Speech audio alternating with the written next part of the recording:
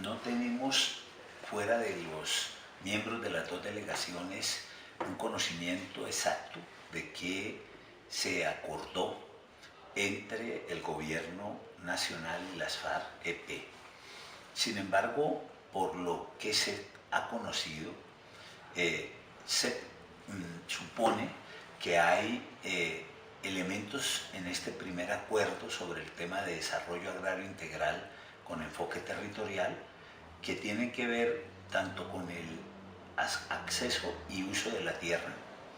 En ese tema creo que no solo va a estar, me parece, todos los temas de restitución, que ya en parte vienen andando con la ley de restitución de tierras y de víctimas, sino también con seguridad todo el tema que tiene que ver con zonas de reserva campesina. Allí probablemente la idea es fundamentalmente mantener las zonas de reserva y ampliarlas, quizás no con lo que algunos sectores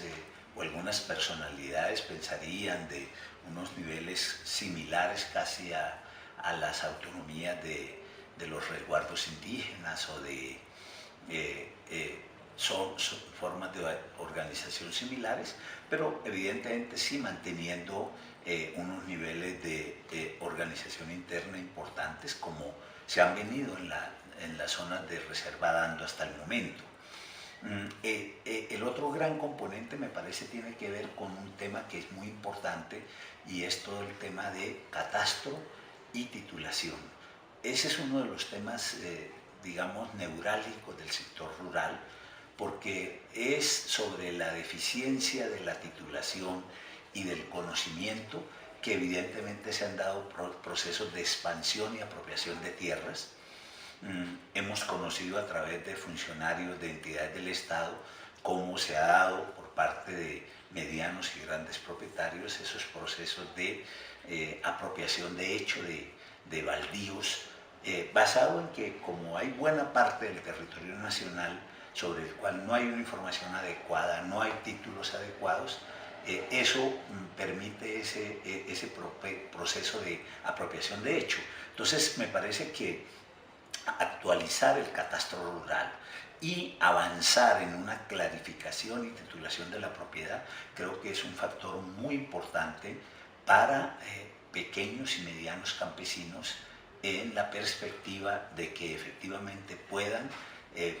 poner a producir sus explotaciones agrícolas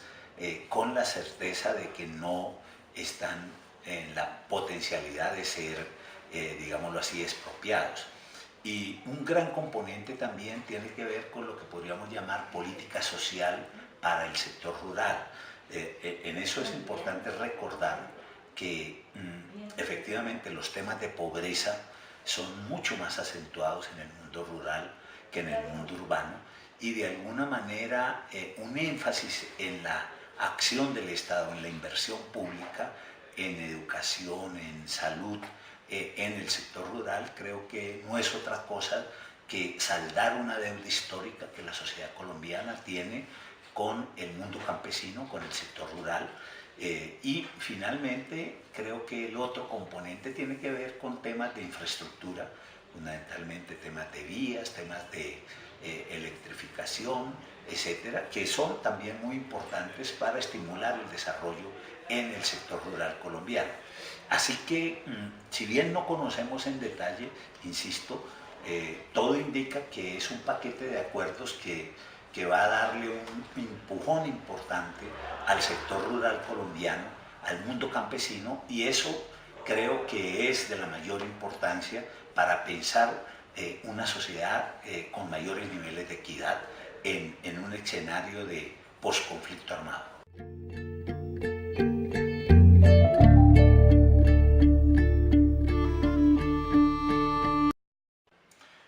Bueno, yo creo que sobre el tema de participación política es importante comenzar con una precisión.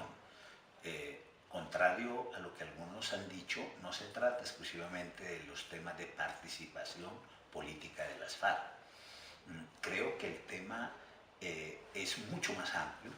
fundamentalmente hace referencia a las garantías y derechos de la oposición política en la democracia, el acceso a los medios de comunicación,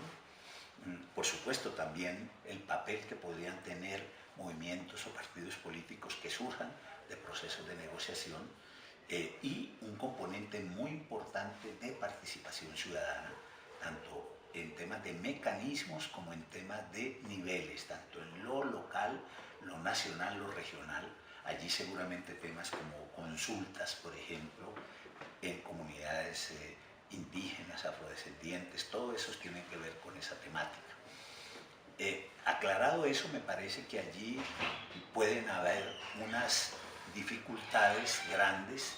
en algunos aspectos. Primero, me parece que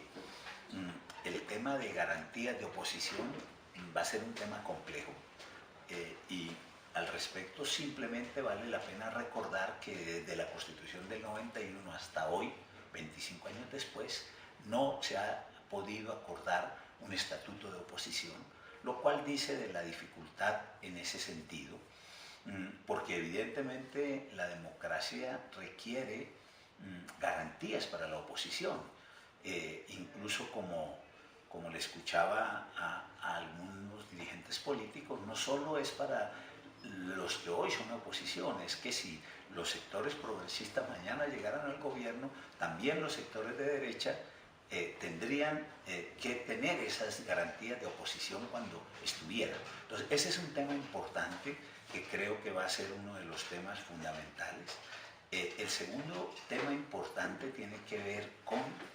el acceso a los medios de comunicación, sobre todo en un esquema como el colombiano, donde evidentemente lo que prima son los medios de comunicación privados, y muy asociados a sectores monopólicos del capital, lo cual hace muy complejo esta temática.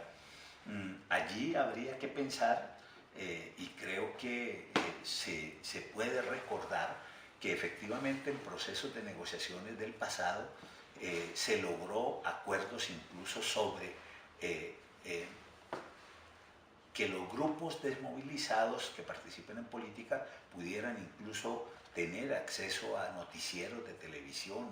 o instrumentos de ese tipo que hagan que en cierta medida tengan la posibilidad de que sus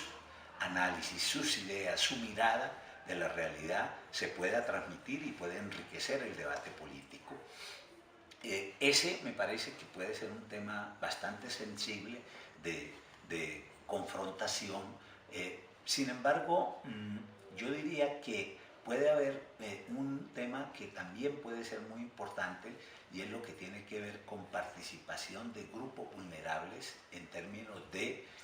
la toma de decisiones, no solo en lo electoral, sino en aspectos, por ejemplo, como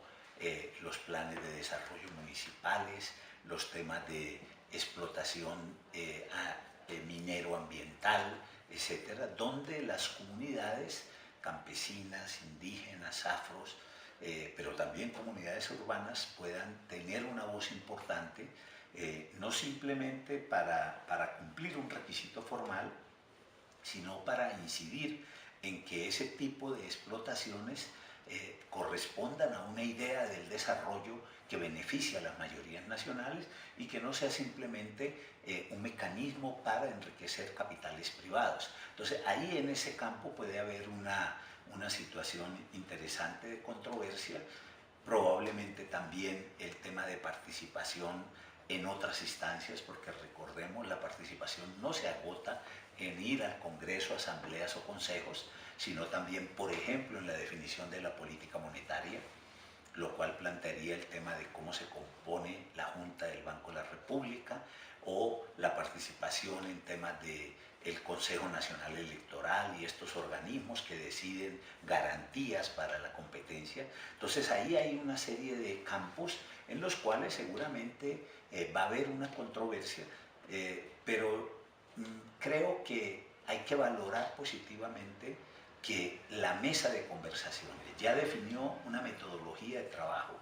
y creo que hay un buen ambiente entre las dos delegaciones, y eso me parece que es un acumulado positivo para que temas complejos como estos o lo que vienen puedan construirse acuerdos y avanzar en la idea de un acuerdo final para la terminación del conflicto armado, que creo que es a lo que le están apostando la delegación del Gobierno Nacional y la delegación de la FAREP.